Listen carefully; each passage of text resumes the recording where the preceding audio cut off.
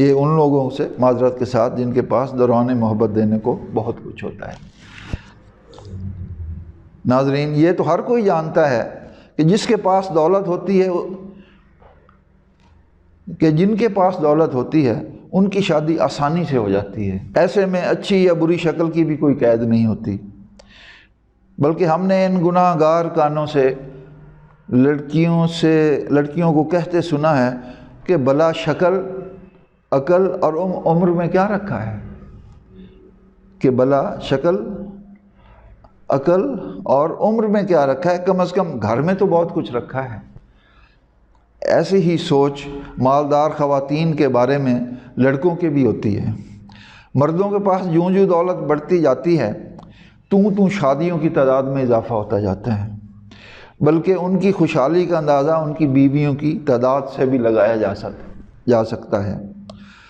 ایسے میں بہت دولت مند کی صرف ایک ہی بیوی ہو تو اسے اس کا بیوی بچوں سے پیار اور قناعت شمار نہیں کیا جاتا، بلکہ شک کیا جاتا ہے کہیں اسے کوئی جسمانی عارضہ نہ ہو۔ ایسے دولت مندوں کو دوست ویاگرا سمیت مختلف ادویات کے استعمال کا مشورہ دیتے نظر آتے ہیں۔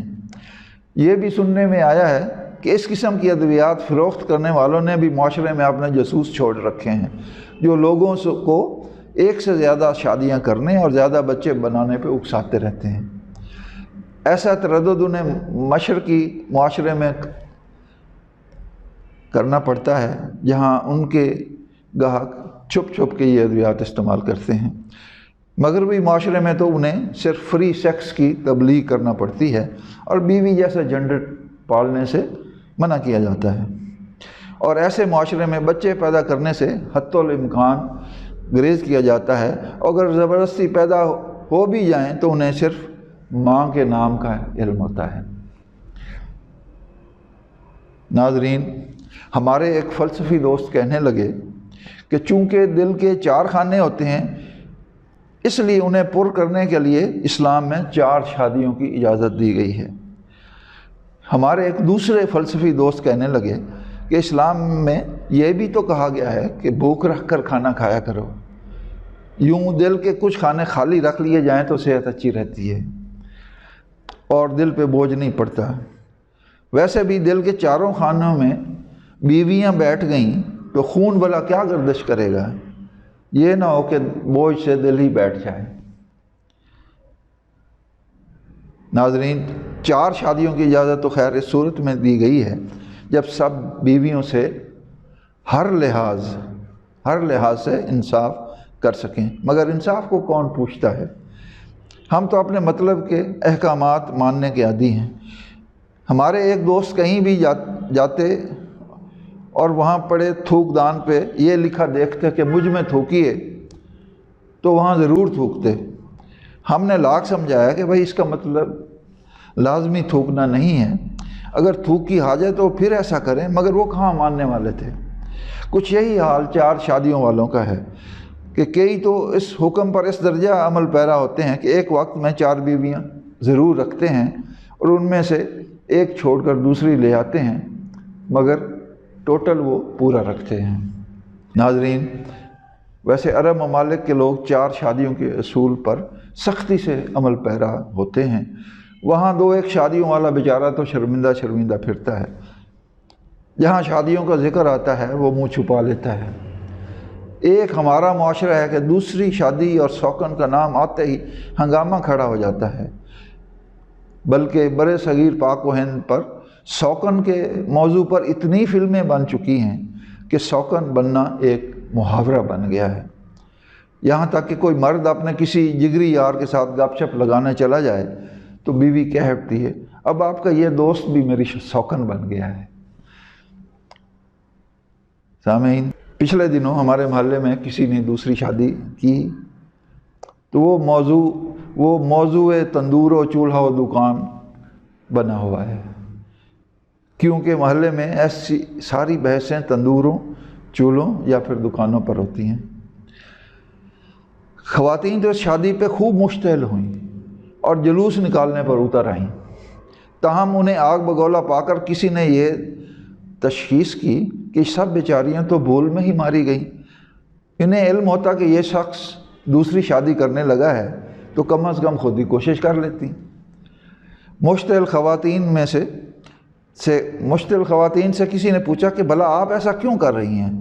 تو گویا ہوئیں ہم کسی عورت کا گھر برباد ہوتا نہیں دیکھ سکتی۔ ایک آواز آئی کہ ایک عورت کا گھر آباد بھی تو ہو رہا ہے۔ دوسری بولی یہ حقوق نسواں پر ڈاکہ ہے۔ دوسری جوابی آواز آئی یہ ڈاکہ تو عورت ہی ڈال رہی ہے اگر یہ واقعی ڈاکہ ہے۔ تیسری بولی یہ کسی کا ذاتی معاملہ ہے۔ تیسرا جواب آیا یہ ذاتی معاملہ نہیں، یہ بیماری پھیل بھی سکتی ہے اور پورے علاقے کو اپنی لپیٹ میں لے سکتی ہے۔ پھر کسی نے کہا کہ مگر عرب میں تو لوگ اتنی زیادہ شادیاں کرتے ہیں، وہاں تو آگ نہیں لگتی، یہاں لگ جائے گی۔ ایک نے کہا یہ اسلامی ہے۔ ہاں اسی ایک حکم پہ عمل کرو، باقی کون سا اسلام پہ عمل ہو رہا ہے؟ پھر ہنگامہ آرائی کی آوازیں، پراندے بال کھینچنے کا مظاہرہ، چیخ و پکار، آؤ بقا میں وہ شور مچا کے اللہ کی پناہ۔ یک شادی شدہ دو شدہ کو بڑی حسرت بھری نگاہوں سے دیکھتا ہے۔ یک شادی شدہ دو شدہ کو بڑی حسرت بھری نگاہوں سے دیکھتا ہے، دو شدہ شہ شدہ کو، اور ایسے ہی شہ شدہ چار شدہ کو۔ تاہم یہ بھی سننے میں آیا ہے کہ چار شدہ بھی یک شدہ کو بڑی حسرت سے دیکھتا ہے اور اپنے وہ ایام عشرت یاد کرتا ہے جب یک شدہ تھا۔ یک شدہ بیچارہ تو اس لیے مبتلا حیرت ہوتا ہے کہ اس سے ایک بھی سنبھالی نہیں جاتی، تو لوگ بلا چار چار کو بقائمی ہوش و حواس کیسے سنبھالتے ہوں گے؟ ہر کام میں ایک انسانی حد ہوتی ہے، ایک حد تک تو بندہ سنبھالتا ہے، مگر حد سے کام بڑھ جائے تو پھر اللہ کو مداخلت کرنا پڑتی ہے اور کام سنبھالنا پڑتا ہے۔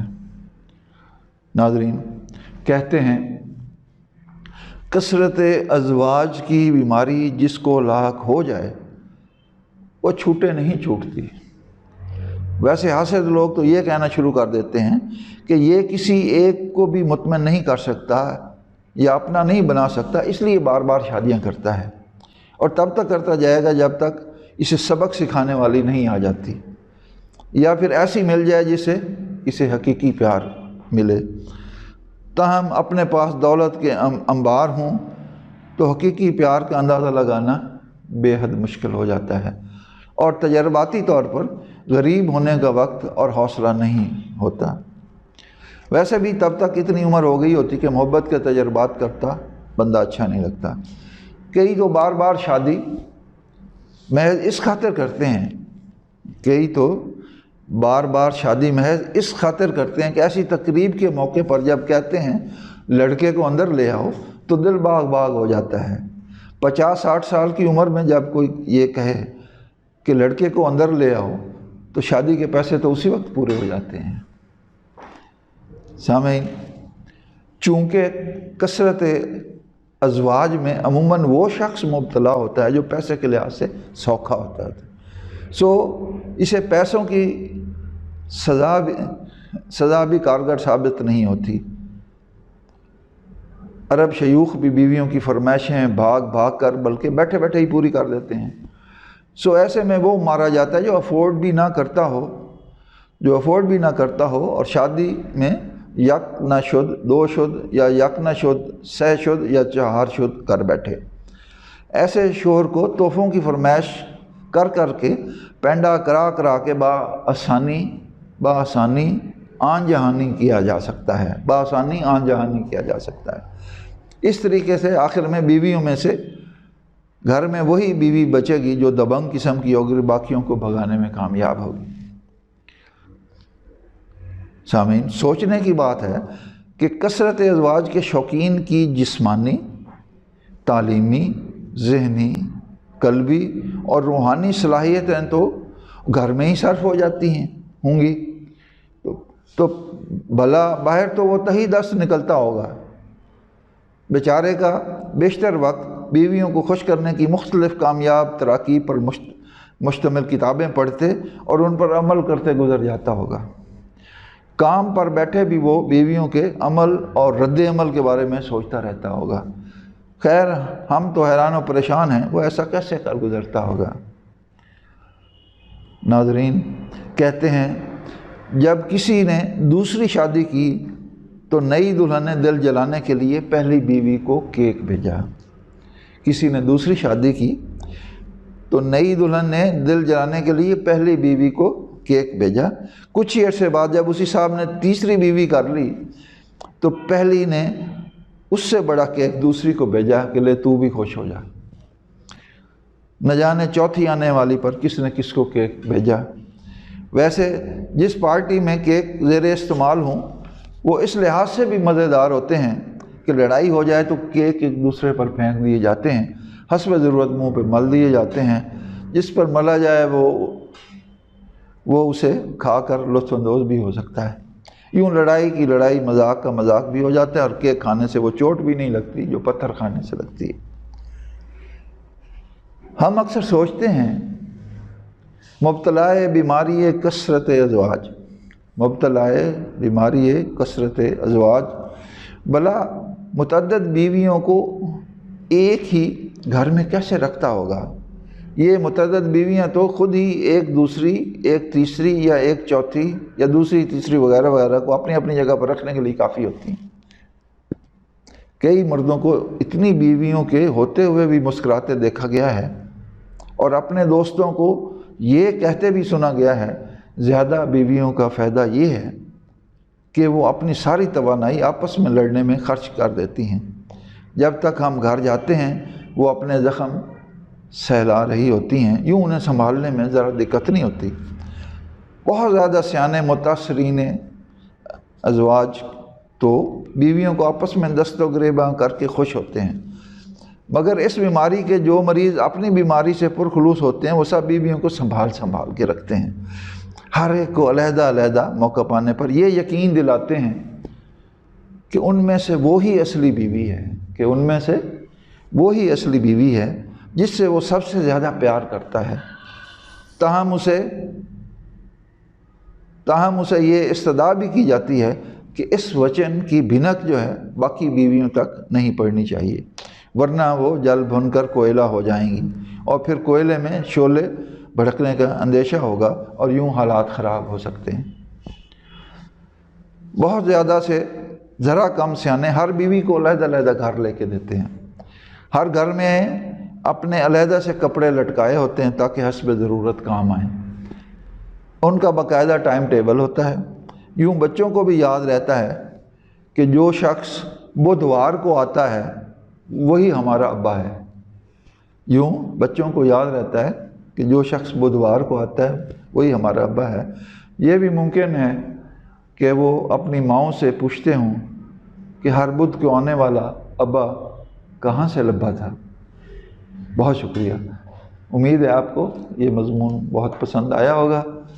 اسے لائک اور شیئر ضرور کیجیے گا، اور ہمارا چینل ڈاکٹر محسن مگیانہ جو ہے اس کو آپ سبسکرائب کیجیے گا تاکہ اسی طرح کی اچھی ویڈیوز آپ کو ملتی رہیں۔